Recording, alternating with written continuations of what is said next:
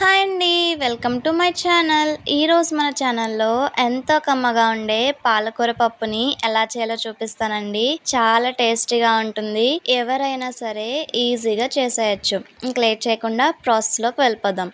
ముందుగా ఒక బౌల్లోకి 1 కప్ కందిపప్పును తీసుకోవాలండి. అలాగే 1/2 కప్ పెసరపప్పును తీసుకోవాలండి. తర్వాత ఇందులోకి 1 గ్లాస్ వాటర్ వేసుకుని శుభ్రంగా వాష్ చేసుకోవాలండి.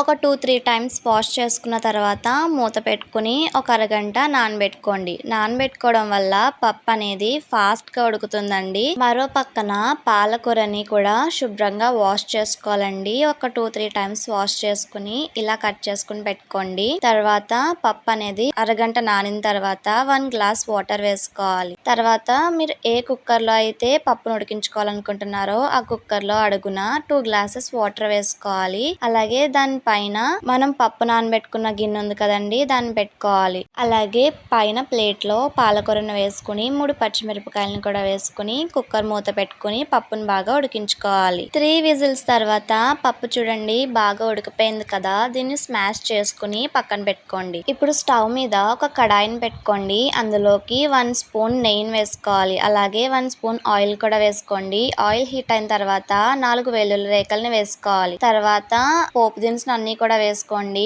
ఎండుమిర్చి, కరివేపాకు, జీలకర్ర, ఆవాలు ఇవన్నీ వేసిన తర్వాత కొంచెం ఫ్రై అయ్యే విధంగా ఫ్రై చేసుకోవాలి. ఇలా ఫ్రై అయిన తర్వాత మనం స్మాష్ చేసి పెట్టుకున్న పప్పు ఉంది కదండి, దాన్ని వేసుకోవాలి. పప్పు వేసిన తర్వాత 1/2 టీ స్పూన్ పసుపు, అలాగే మీ రుచికి సరిపడినంత సాల్ట్ ని కూడా వేసుకోండి. అలాగే 1/2 టీ స్పూన్ కారం కూడా వేసుకుని మనం ఉడకబెట్టుకున్న పాలకూర ఉంది కదండి, దాన్ని కూడా వేసేసి బాగా కలుపుకోవాలి. పాలకూరను వేసిన తర్వాత ఒక చిన్న బౌల్ చింతపండు రసాన్ని కూడా వేసుకోండి. వీటన్నిటిని వేసిన తర్వాత మొత్తం కలిసే విధంగా బాగా కలుపుకోవాలండి.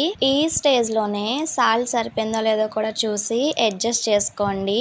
అంతేనండి, ఎంతో టేస్టీగా ఉండే పాలకూర పప్పు రెడీ అయిపోయినట్టే. కమ్మగా చాలా బాగుంటుందండి. ఈ రెసిపీ కనుక మీకు నచ్చినట్టయితే మీ ఫ్రెండ్స్ అండ్ రిలేటివ్స్ కి షేర్ చేయండి. మెయిన్ గా సబ్స్క్రైబ్ చేసుకోవడం మర్చిపోకండి. మీరు కూడా ఈ స్టైల్లో పాలకూర పప్పును ట్రై చేసి ఉంటే కామెంట్ చేయండి. ఒకవేళ ట్రై చేయకపోతే ట్రై చేసి ఎలా కుదిరిందో నాతో కామెంట్ సెక్షన్ లో షేర్ చేసుకోండి. Thanks for watching.